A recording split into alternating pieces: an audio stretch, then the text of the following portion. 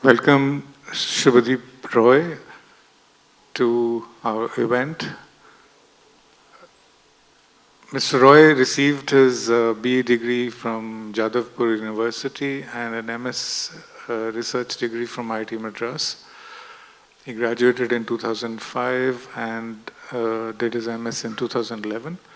His interests include vapor absorption refrigeration systems and diesel engine cooling systems.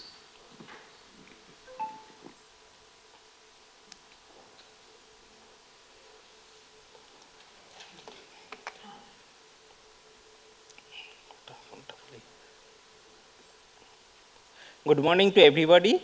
Today my topic is effect of radiator heat transfer on air side pressure drop. Now my presentation is structure is like that. At first I will tell the introduction, then I will tell the methodology, then I will tell that how the input has been given for every simulation and the factors which are affecting the increase in pressure drop. And then I will tell about results, and at first I will draw a conclusion from that. See, we know that in radiator what happens? Air get transferred from water to air. That heat get transferred from water to air. So air gets heated, then its density get decreases, so its volume will be increased, so that is pressure drop also velocity will increase. As we know that pressure drop is directly proportional to velocity, so its pressure drop will increase. So I have made this study that how this pressure drop will increase, and it depends on which parameter. That I have studied this for different operating condition. And pressure drop is a, come to next slide. That introduction slide has been mixed, that is content. Come before that I didn't.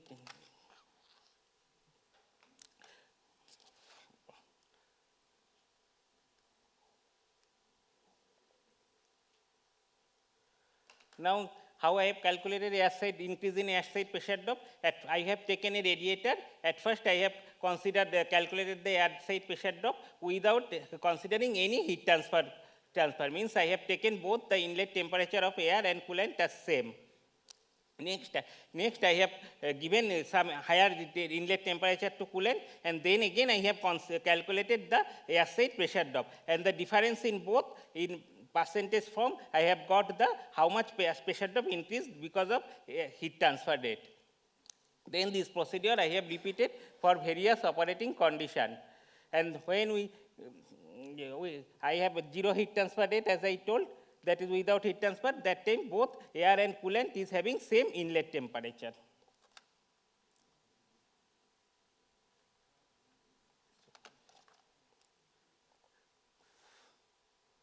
Then whatever factors will affect, see, this is the input detail I have given. See, for calculating that I have taken 4 rows of coolant air passes, where I have used offset serrated fin. The fin characteristics was taken from KSN London. And then for coolant side, I didn't put any fin. Coolant I kept simply passes, because our interest is to calculate pressure drop on air side only. I have used 6 fin in a passage, and total I have considered 4 air side passes, and in between 3 coolant passes. The total simulation has been done in a steady state process. During simulation, air I have been considered as incompressible ideal gas. Means it will not be, its density will not be affected by pressure. Its density will be affected only by air, only by temperature. And coolant property, I have used ANSYS Fluent for doing the simulation, and coolant property is taken as coolant is used as water, and it is fluent default property has been taken, and that turbulence model I have used SST K omega model, because this model uses both the feature of both good feature of K epsilon and K omega. That's why I have used SST K omega. And for inlet of both coolant and air, I have put velocity inlet normal with a velocity and their respective temperature and velocity, but and outlet is that pressure outlet, and wherever the wall which is separating both coolant and air, there I put no slip and coupled boundary conditions so that heat transfer can happen. And other walls, like the walls which are on the top, on the bottom, I have put simply no slip boundary condition.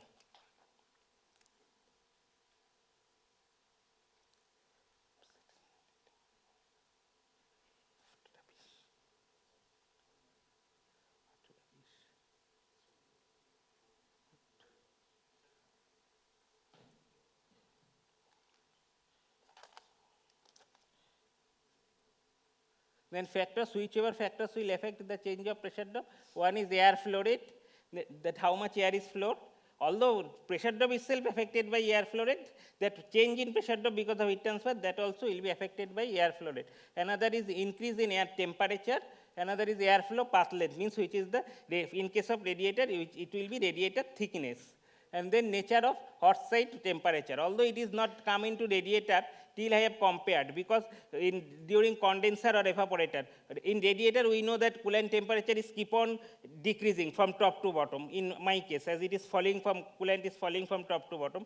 But in case of evaporator or condenser, it is a phase change. There will be coolant side temperature will be fully same. It will not change temperature. That has been compared with that, and radiator compactness and coolant flow rate.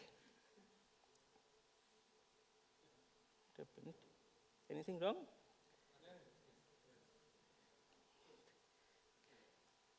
Then I have presented the results for various operating conditions.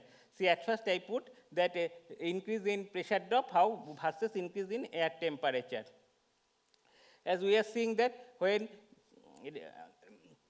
air flow rate is increasing from 1 to 10 meter, that graph is more steep compared to that in increasing temperature. As I have already told that when air temperature will increase more, air pressure drop rate of increase also will be more. So the graph is gradually increasing, that pressure drop is increasing with respect to increase in air temperature.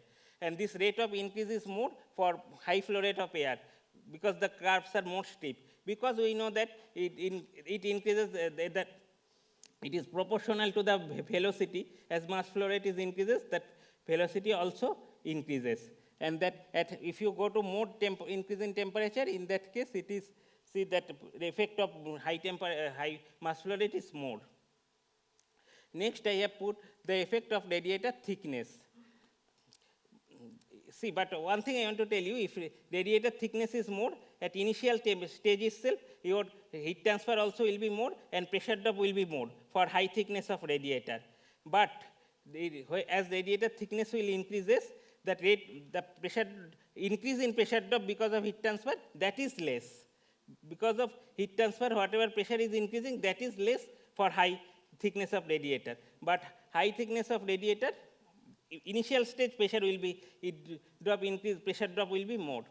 Because when radiator thickness is increased, if our, but I am assuming that it is getting same increase in temperature with the bigger thickness. But if it is increases with bigger thickness, then per unit thickness, the increase in air temperature is less. So it is gradually, it is coming towards without heat transfer, same. That's why when radiator thickness you are increasing, for the same rate of increase, it is coming towards without heat transfer. Its effect is less, that increase of pressure drop. Pressure drop increases more when radiator thickness is less. Next I have studied in between radiator and constant wall temperature. See, in case of constant wall temperature, we know that it is air is always coming in contact with same coolant temperature. But in case of radiator, it is not like that. It is on the top, it is coming in hot coolant, bottom it is coming with cold coolant. And in all cases, all air is not coming with same temperatures. So what happens? Anything when it is uniformly heated, the effect gets more. But when it is not, so in case of, for the same increase in temperature, for same, you are seeing, same mass flow rate of air, the rate of increase of pressure drop is more for constant temperature than radiator. Then I have to compared the effect of compactness of radiator. But we cannot go but directly different compactness. What I did, what radiator I have taken, I have used their offset serrated fin. This fin is having some compactness. But next stage I have I compared with a cylinder, plain cylinder, for which compactness is very low, because that doesn't have any fin. But one thing what I was telling you, that here radiator, because of heat transfer, its pressure, because of heat transfer, its density get reduced, it gets heated, so its velocity increase. But there we should think the another effect also. When it goes through any compact radiator or fin or cylinder, whatever it may be, because of flow, its pressure drop, it happens some pressure drop, then its velocity get reduced. If its velocity gets reduced, then to maintain the mass of conservation, its density increases. That's why that because of heat transfer, its density decreases, but because of the pressure drop, when it is crossing some radiator or any cylinder, its velocity is decreasing and then its density is increasing. Then it is getting nullified to some extent. In case of a compact fin, its pressure drop is much more. So because of that, here it is that velocity is decreasing to a large extent compared to their hollow cylinder. Because in case of hollow cylinder, their pressure drop is not that much high because it is no resistance. So there that compensation is less. So that effect is more in case of cylinder. But one thing I want to tell you, so we can tell you as the compactness will increase for a radiator, the effect will be decreased. The increase of air side temperature, pressure drop because of temperature will decrease, at the compactness will increase. But one thing I want to mention you at the beginning, but for compact radiator, initial stage itself pressure drop will be higher compared to less compare. But with respect to heating, that increase will be less.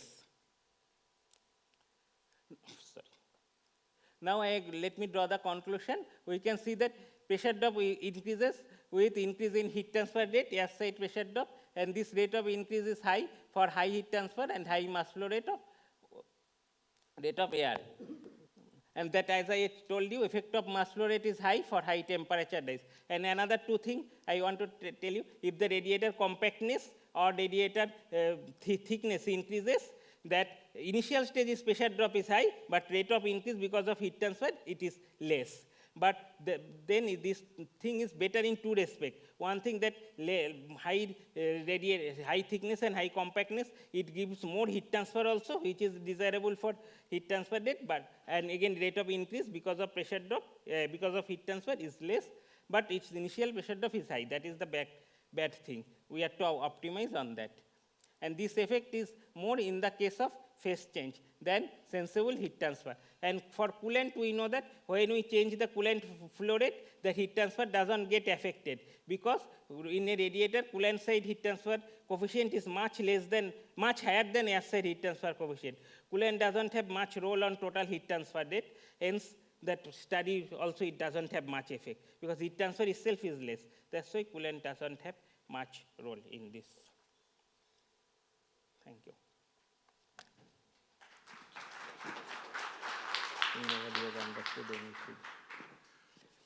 Thank you, Subhadip, for your presentation on the effect of temperature on the pressure drop. My question to you is, I have two questions. Will the change in pressure drop actually change the performance, heat transfer performance? No, change in pressure drop, if pressure drop is get changed, then your fan, which is a blower, which is having the same capacity, your air flow rate will change, and due to change of air flow rate, heat transfer performance will be reduced. That's why in case of a radiator, we should not bother only about heat transfer performance. We have to bother about both side pressure drop also, air also, coolant also, because pump and fan is having their own characteristics, limitation. Right. So, I mean, my next question is, how much in percentage, how much will be the change in performance over with temperature? Any research done on that? No, that I didn't do, but here, see, I have done whatever maximum 14%, 15% increase. But whatever I have calculated, that is increase in pressure drop. That is a nominal thing. Actual thing is that how much actual pressure drop will happen. That is the most important thing for considering the performance. I did that, that will consider delta portion, how much is increasing because of heat transfer. And the pressure drop that you're talking about is the differential pressure between the atmosphere and, say, between the fan and the... Yes, that right? in radiator inlet and outlet, that is the pressure drop. An increase in pressure drop that I have considered when there is no pressure heat transfer, and when there is certain amount of heat transfer, how much pressure drop is increasing by percentage, how much percent. All right, thank you so much. Just I wanted to ask, sorry, only one small question.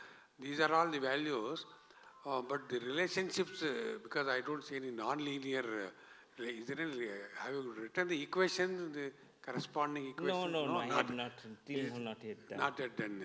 Whether it's a linear or non-linear, No. we are not able to get an idea. That's why I asked about. Because the temperature increasing, it's showing linearly varying.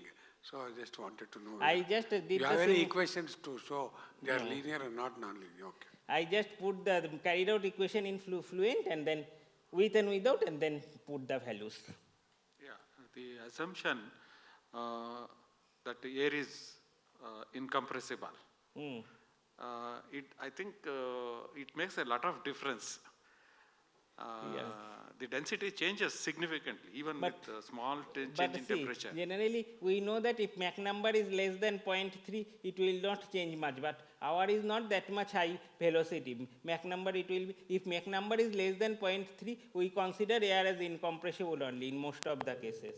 No, it is not, the density doesn't change because of, I'm not talking about the velocity, because of velocity. Okay. I'm talking about the temperature. That only, my full study is that only, in temperature, how velocity is changing. So, over the distance of 100 millimeters to 800 millimeters, so you are considered up to 600. So, 100 to 600. So, everything is linear. That is what my concern is, how it is linear. Acha. Yeah. Okay. See, I have not directly put density there. Usually, it will all be non-linear because once the air comes, it is non-linear. That is my only concern. Okay. Yeah. Thank you. Yeah. I have one question. Here we have talked about the heat gain by the air. What about the coolant? Coolant side, how it is impacting this type of... That's what I am telling you and I told last. That see, why it is increasing? Because some heat transfer rate is happening. When we change the coolant flow rate, if air flow rate is same, heat transfer rate will not change much. Because in a radiator, heat transfer coefficient of coolant is generally become 100 times higher than, in a compact radiator, higher than air. And we know that always overall heat transfer coefficient becomes lower than the less. Always it will become lower than the air side heat transfer coefficient because air is much less. That's why coolant will not, if we change the flow rate of coolant, heat transfer doesn't change much. And my study is the effect of heat transfer. So that will not have any effect. At the last, in conclusion, I wrote also that coolant flow rate has negligible effect. Not the coolant flow rate. When the temperature of the air goes up, it is drawing heat from the coolant, right?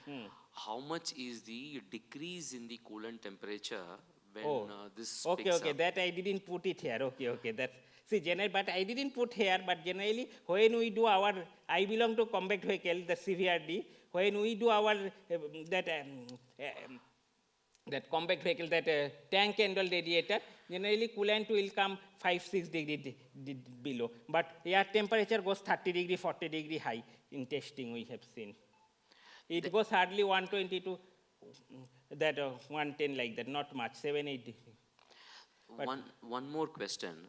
Is there any interest on energy saving or energy conservation by this study? By this study, no, actually we want to know that how as he has correctly told, the said pressure drop, how it matches, varies. Because we want to see the said pressure drop so that our radiator gets maximum air. Okay. We can optimize the said pressure drop. Any more questions? No. Thank you, Subhadip. Can I request Dr. Giridhar to please present his memento?